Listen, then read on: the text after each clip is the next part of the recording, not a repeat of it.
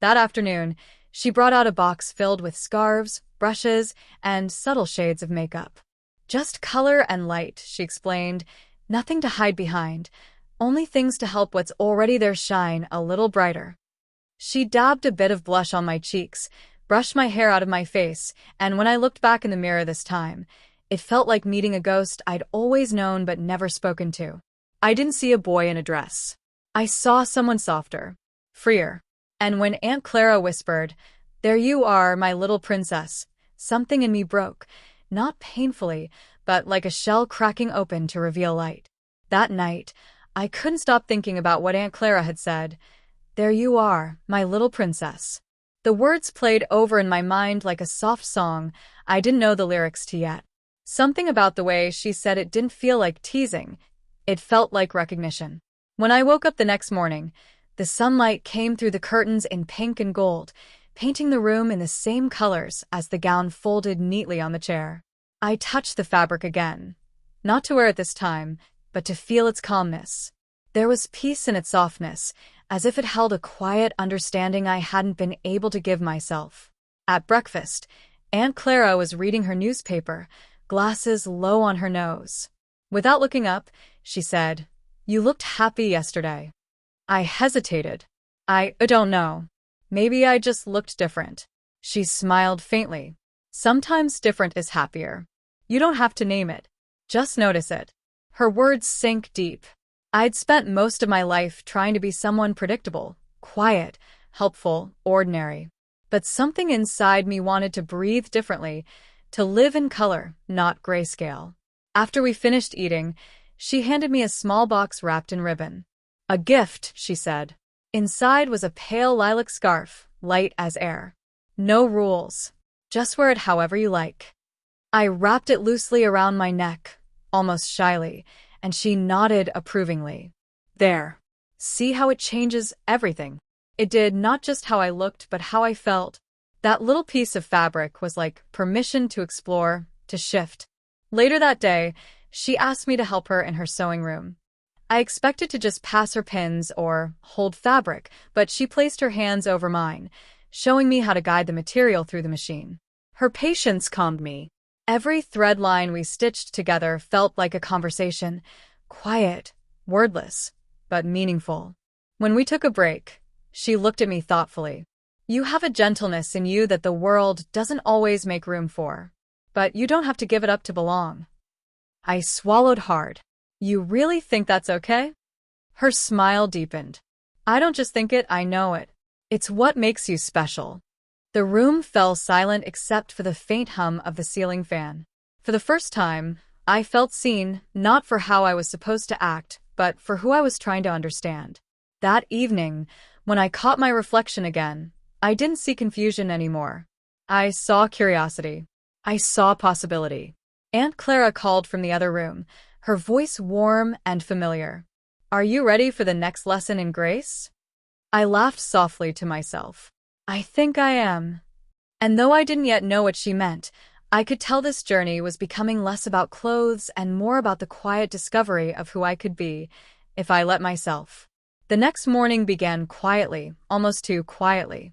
Aunt Clara's house always felt like it existed outside of time, but that day the silence felt heavier, like it was waiting for me to make a choice. I stood in front of the mirror again, studying my reflection. The lilac scarf was still draped over the chair, catching the early light. It looked harmless, gentle, but it carried weight, not in fabric, but in meaning. Part of me wanted to fold it neatly and forget the feelings it stirred. The other part wanted to put it on again, to feel that softness around my neck, to step a little closer to the person I glimpsed yesterday. When I finally slipped it back on, I expected guilt. Instead, I felt calm. Aunt Clara appeared at the doorway, smiling as if she'd known what I would do. "You made your choice," she said softly. I turned to face her. "I don't know what choice that is, exactly." "You don't have to know yet," she replied. "You just have to listen." She motioned for me to follow her outside. The morning air was cool, scented with rain and jasmine. We walked through her garden, a quiet maze of roses and tall grass. "You remind me of myself at your age," she said after a while. "Always trying to figure out which parts of me I was allowed to show. I looked at her, surprised. You? She nodded. The world has always had a habit of deciding who we should be before we even learn who we are. Her eyes met mine. But identity isn't a costume. It's a language of truth. Sometimes it takes years to speak it. I didn't respond.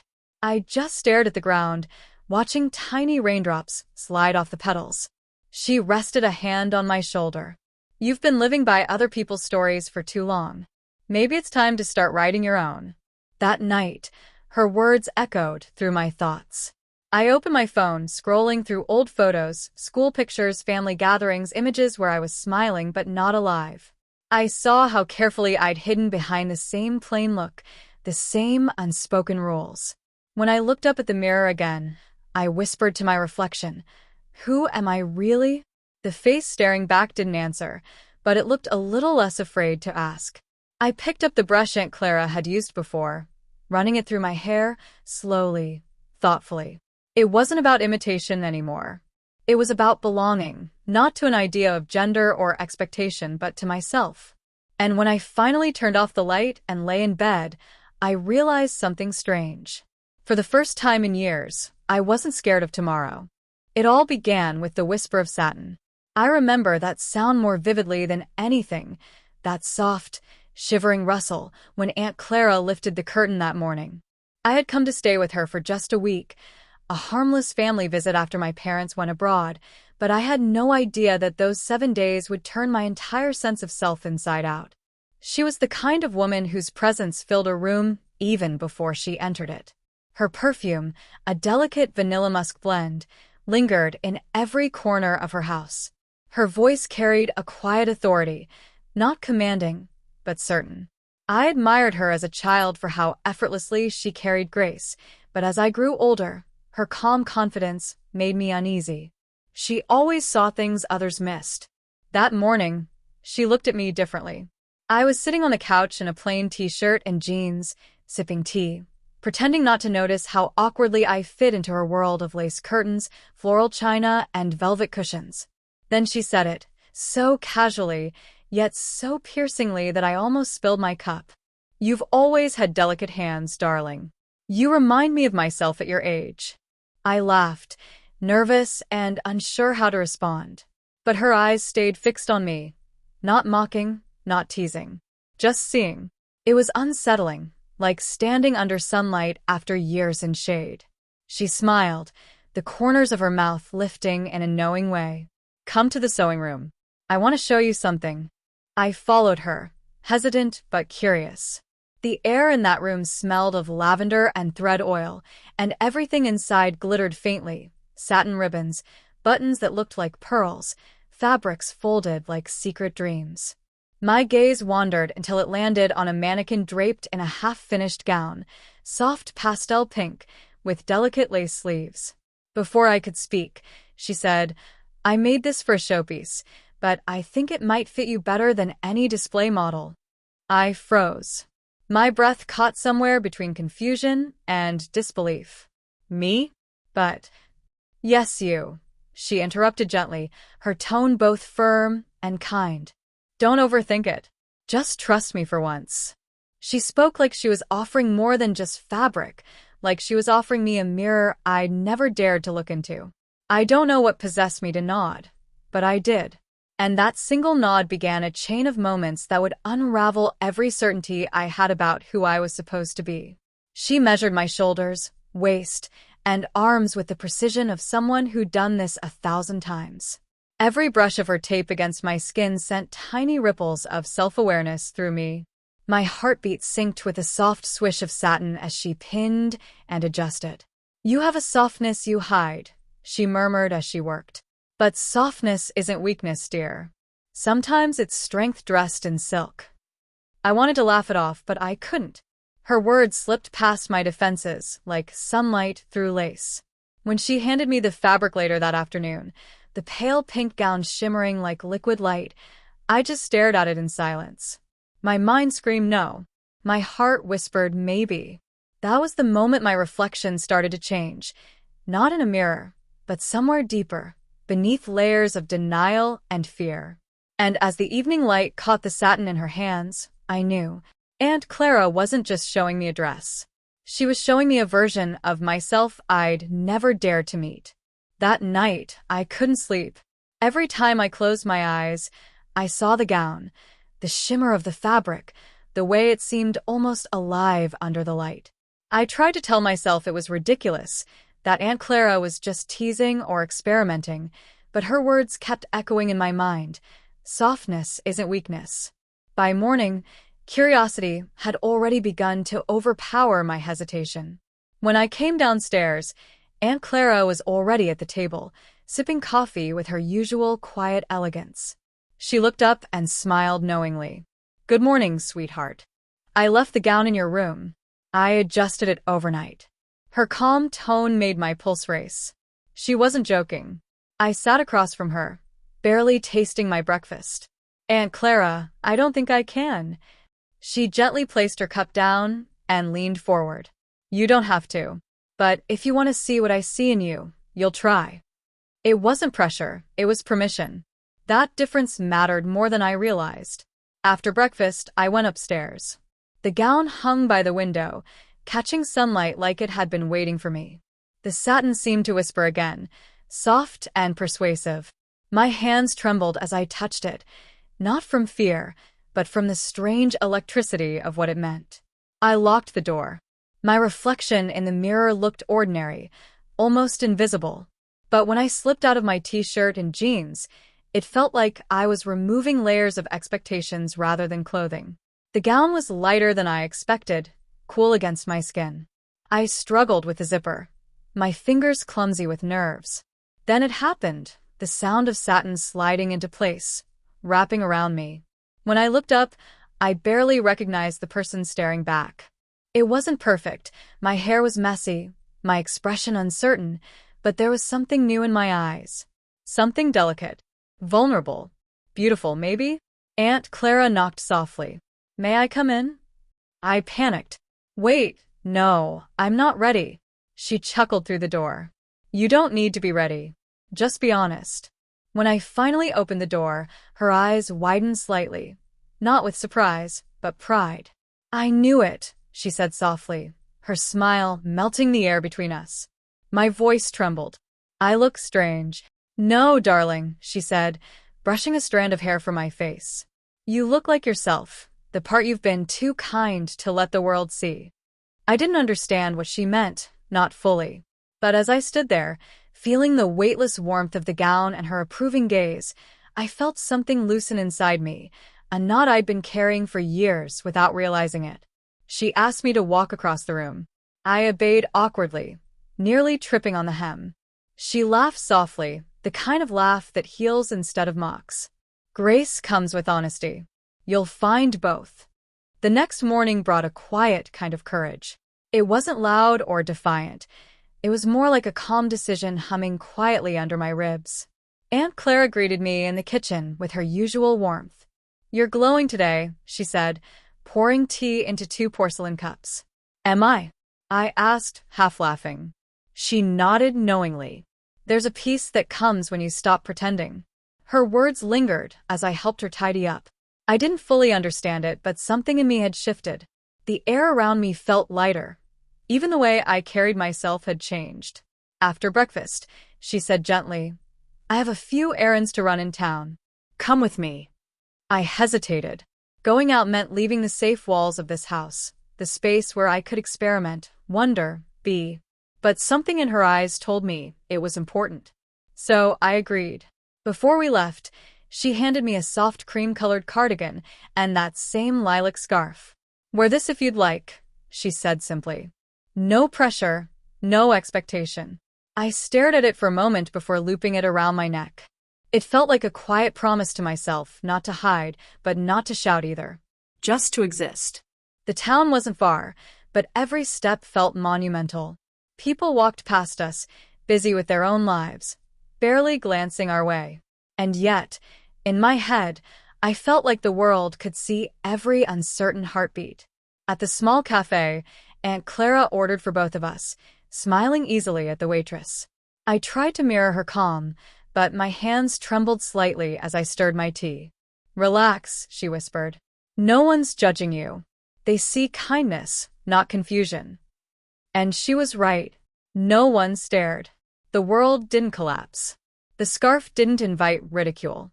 It was just me, sitting in sunlight, wearing something that made me feel like I belonged in my own skin.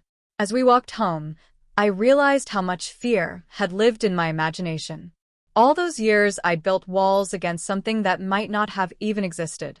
Aunt Clara spoke softly as we turned the corner back to her house. You see? The world can be kinder than we expect, when we're kind to ourselves first. That night, I sat by the window and watched the stars reflect in the garden pond. Everything felt both familiar and new, like the world hadn't changed. Only my way of seeing it had.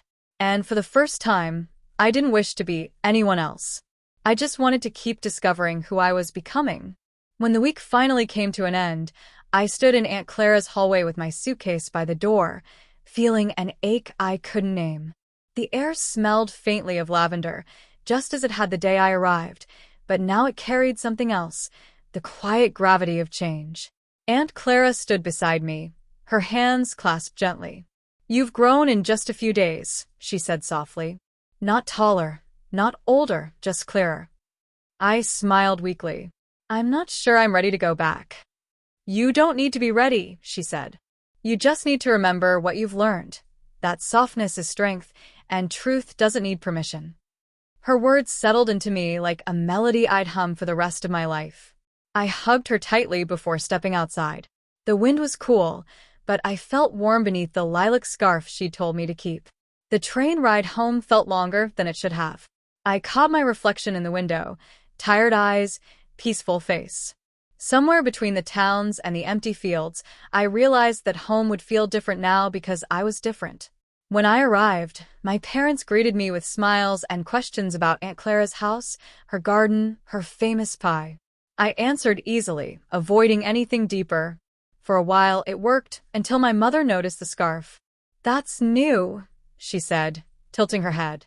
Aunt Clara gave it to me, I replied. She smiled politely, but I saw curiosity in her eyes. It's lovely, she said.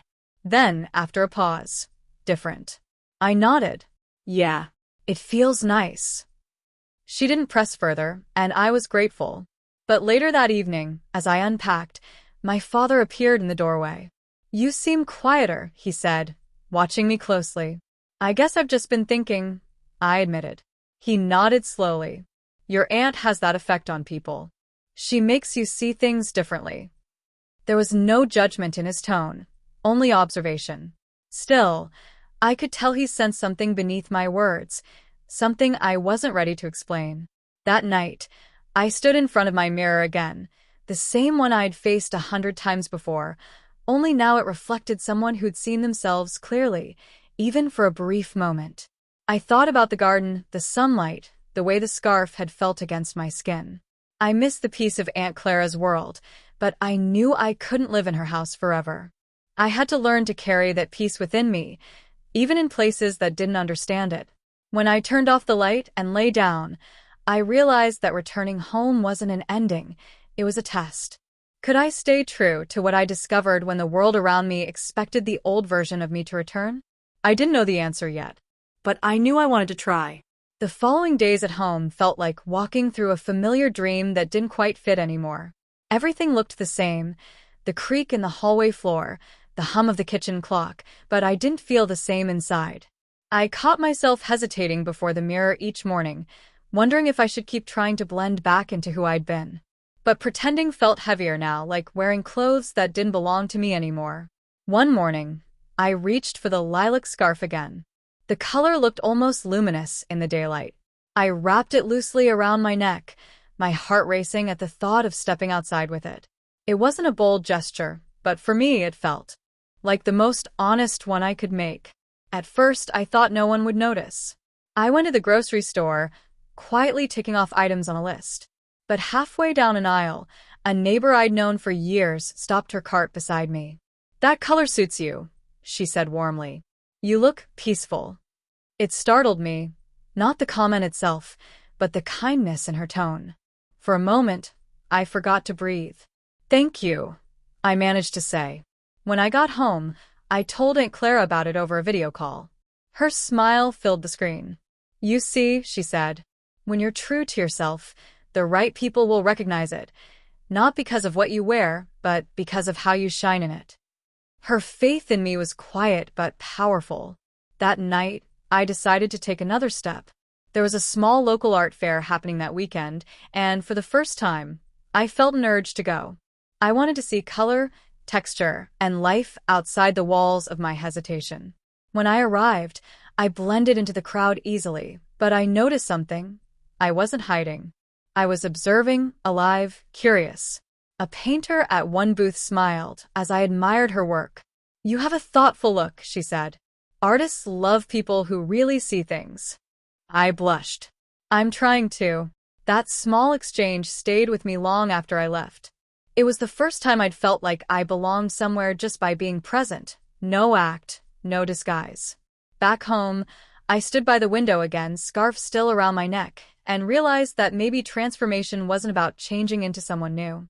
Maybe it was about finally recognizing the person who had always been waiting underneath the noise of expectation. The night breeze carried in the faint scent of jasmine, just like Aunt Clara's garden. And for the first time since I'd left her house, I didn't feel like I was missing it, because somehow it felt like she'd taught me to carry a little piece of that garden within me. Weeks passed, and life began to settle into a new rhythm, slower, softer, but more real. The scarf had become part of my mornings, not as decoration, but as quiet reassurance. Some days I wore it, others I didn't. Either way, I felt its presence, a reminder of the version of myself that had begun to bloom. One afternoon, Aunt Clara called unexpectedly. Her voice, calm as always, carried that familiar undercurrent of warmth. I was thinking, she said, the roses in my garden are finally in full bloom. You should come and see them. It felt like an invitation, not just to visit her, but to see how far I'd come. When I arrived a few days later, her house looked just as it had before. The lace curtains, the smell of lavender, but I felt different walking through the door. I wasn't the same person who had arrived trembling and uncertain. Aunt Clara met me with open arms. You look at peace, she said simply. I think I am, I replied. We walked together through the garden, now bursting with color. Roses, lilies, soft petals glowing in the late sunlight. You know, she said, flowers don't argue about what they should be. They just bloom when they're ready. I smiled. You make it sound so simple. It is simple, she said, but not easy. We sat on the bench by the pond. The reflection of the sky shimmered on the water's surface, a perfect mix of blue and gold. For a long time, neither of us spoke. Finally, I broke the silence. When I first wore that gown, I thought I was pretending. Now I realize I was just discovering. She nodded, eyes soft. That's what transformation really is. Not changing who you are, but revealing who you've always been. Her words wrapped around me like sunlight, and for the first time, I understood. What she had given me wasn't just a dress, a scarf, or a moment of encouragement. She had given me permission to see, to question, to exist without apology. Before I left, she handed me something wrapped in tissue paper. A little gift, she said with a smile. When I opened it, I found a small satin pouch, the same shade of lilac as my scarf, with my initials embroidered in delicate silver thread. Inside was a simple message card that read, "To the person who learned to bloom." Tears welled in my eyes. Thank you, Aunt Clara, for everything. She took my hand gently. Never thank me for becoming yourself. That evening, as I boarded the train home, the sunset turned the windows into mirrors. My reflection smiled back, calm, certain, whole. I touched the scarf once more and whispered to the glass, I'm finally home. And for the first time, I truly was.